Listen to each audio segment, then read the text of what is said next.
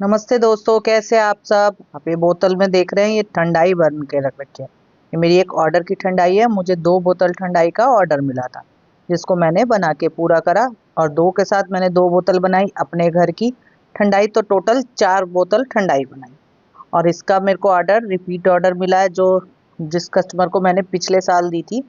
एक उनका ऑर्डर है। एक उन्होंने जब इस ठंडाई को पिया तो उन्होंने अपने एक रिलेटिव से उसकी बड़ी तारीफ करी कि वो लिख दी थी, बहुत बढ़िया ठंडाई बनाती है। तो एक ऑर्डर मुझे उनके यहाँ से आया, 1 बोतल ठंडाई का। ये ठंडाई पूरे साल आराम से चल जाती है। आप इसको 1 साल भी रखेंगे तो कुछ नहीं होगा। और इसका टेस्ट इतना बढ़िया आता है, एकदम बाजार से भी ज़्यादा बढ़िया। और मुझको पता है कि मैंने इसमें क्या क्या चीज़ें डाल रखी हैं। अगर मैं अपने बच्चों को खिला सकती हूँ और पिला सकती हूँ, तो इसका मतलब सबके लिए बहुत बढ़िया है। अब मैं अपने बच्चों के लिए भी साथ में ही बनाऊंगी। तो अब मैंने इसके लिए सबसे पहले हमें थोड़ी सी तैयारी करके रखनी होती है। पहले हमें ये सारी चीज़ें भिगो के रखनी होती हैं। जैसे अब ये मैं डाल रही हूँ मिक्सी के जार में सौंफ। ये सौंफ मैंने ली थी 100 ग्राम। टोटल 100 ग्राम सौंफ लेकर मैंने इसको भिगो के छोड़ दिया था। अब ये मेरे को छोटी इलायची लेनी थी, इनको भी भिगोना था। और इसको मेरे को चाहिए थी 2 बोतल के लिए 10 पीस चाहिए होती है। तो ये छोटी छोटी थी, तो मैंने इसे 2 बोतल के हिसाब से 20 पीस लेके 40 पीस भिगो लिए थे। अब दोनों को मिक्सी में डालकर इकट्ठे पीस लिया था। जो इसका पानी जिसमें हमने भिगो रखा था उसी में इसे हमें पीसना है, क्योंकि इसमें काफ़ी फ्लेवर आ जाता है। अब इसे किसी मलमल के कपड़े पर डालकर अब हम इसे अच्छे से छान लेंगे, क्योंकि इसका हमें सारा पानी निकालना है। जैसे एक बार छान लिया मैंने, फिर इसको दोबारा से एक बार पीस लेंगे और फिर से छान लेंगे। इस तरह से टोटल 2 बार छान लेंगे और इसका हम सारा पानी निकाल के एक तरफ रख लेंगे। अब ये सौंफ में बिल्कुल भी फ्लेवर नहीं रह गया, इसको हम फेंक देंगे। अब ये बादाम मैंने भिगोए थे टोटल 200 ग्राम।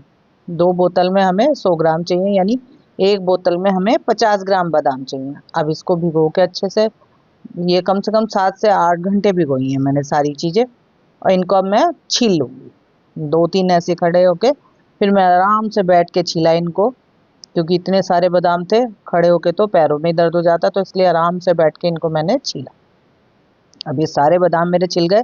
अब ये मैं सारे मिक्सी के जार में डाल दूंगी, क्योंकि इसे मुझे एकदम बारीक पीसना है कि इसके कोई भी टुकड़े ना रह जाए। और इसके साथ जो और चीज़ें मैंने भिगो के रख रखी थी वो भी हम पीस लेंगे। उसके साथ ली थी मैंने 100 ग्राम खरबूजे की गिरी, उसको भी मैंने पहले भिगो दिया था। ये चीज़ें मैंने इकट्ठी भिगोई थी, हर अलग अलग कंटेनर में सब चीज़ों को, लेकिन भिगोया एक साथ ही था, एक ही टाइम में। और ये 2 चम्मच लिया मैंने खसखस, इसको भी भिगो दिया था। तो ये सब चीज़ें मेरी भीग के तैयार हो गई। तो अब मैं इसको मिक्सी में इकट्ठे ही पीस लूँगी, क्योंकि मिक्स तो हमें इकट्ठे ही करना है, तो इसलिए मैं इसको एक साथ ही पीस लूँगी और एकदम बारीक पीस के मैंने तैयार कर लिया। अब इसमें डालेंगे हम 2 चम्मच काली मिर्च और उनको भी बारीक पीस लेंगे। एकदम बारीक पीसना है कि इसका दाना मुंह में नहीं आए। अब ये मैंने लिया टोटल 3 किलो चीनी। ये यानी 2 बोतल में हमें 1.5 किलो चीनी चाहिए होती है। अब इस एक भिगोने में डालकर, और इसमें अब मैं सौंफ वाला पानी डाल दूंगी। मैं ऊपर से एक्स्ट्रा कोई पानी नहीं डालूंगी। मैंने टोटल 3 गिलास पानी डाला है, जो सौंफ का मैंने बना के रख रखा था। तो अब ये सारा पानी मैं इसमें डाल दूंगी। अगर ज़्यादा गाढ़ा लगे तो थोड़ा सा पानी अलग से डाला जा सकता है, लेकिन फिर जब हम इसे अलग से पानी डालेंगे तो उसे उतनी देर हमें पकाना पड़ेगा। पानी डालने के बाद थोड़ा स्लो आंच पर काम करें हम इसे, और लगातार चलाते हुए पहले चीनी घुलने दें। इतने तेज आंच पे नहीं करें, क्योंकि बहुत सारी चीनी है तो वो उसके जलने का भी डर रहेगा। जैसे जैसे आप चलाते जाएंगे चीनी घुलती जाएगी, और फिर हम इसे अच्छे से पका लेंगे।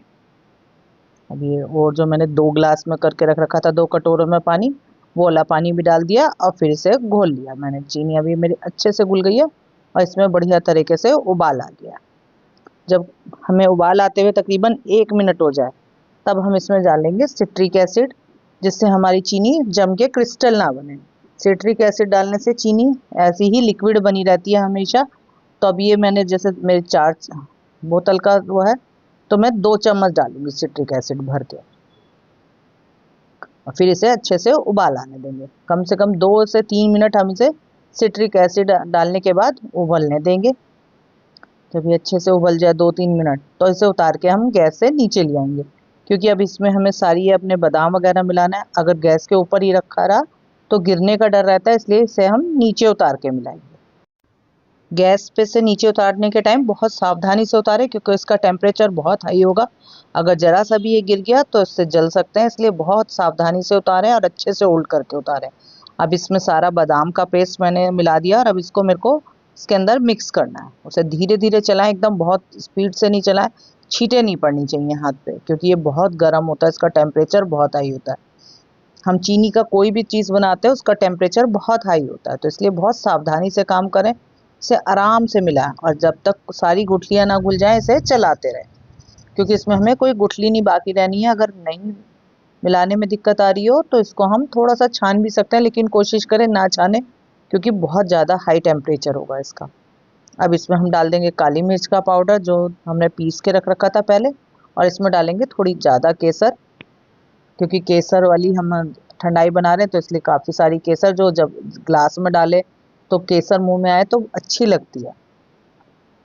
तो इसमें हमने केसर भी डाल के खूब अच्छे से चला दिया। बिल्कुल अच्छे से चलाना है कि इसमें कोई भी गुठली नहीं रह जाए, क्योंकि अगर हम पकाने के टाइम गुठली छोड़ेंगे तो वो गुठली ऐसे ही बनी रह जाएगी, फिर नहीं घुलेगी। तो इसलिए हम नीचे इसको अच्छे से घोल लेंगे, और नीचे जब हम स्लैब पे उतार के घोलते हैं तो वो आराम से घुल जाता है। गैस पे एक तो इतनी अच्छे से हम काम नहीं कर सकते हैं। अब मैंने इसका भिगोना चेंज कर लिया, क्योंकि ये काफ़ी भिगोने में ऊपर तक आ रहा था, हमें बड़ा भिगोना चाहिए था, तो इसलिए मैंने इसका भिगोना चेंज कर दिया, जिससे ये हमारा जब उबाले तो बाहर ना निकले। अब इसमें येलो कलर के लिए डालेंगे हम थोड़ा सा फूड कलर। आप लिक्विड चाहें जेल या पाउडर कोई सा भी फूड कलर डाल सकते हैं। हमें येलो कलर का डालना है, और इसमें फूड कलर डालने से एकदम इसकी रंगत चेंज होगी है। क्योंकि अगर हम ठंडाई ग्लास में डालेंगे तो वो सफ़ेद सफ़ेद आए तो वो किसी को भी खाने में अच्छी नहीं लगती है। जब इसमें 2-3 मिनट अच्छे से उबाल आ जाए तो इसमें डालेंगे हम 1 चम्मच भर के सोडियम बेंजोएट। ये सोडियम बेंजोएट इसको ख़राब नहीं होने देगा, और ये हमारी ठंडाई जो है पूरे साल आराम से चलेगी। अब सोडियम बेंजोएट डालने के बाद हमें घड़ी देखकर 10 मिनट तक इसको पकाना है।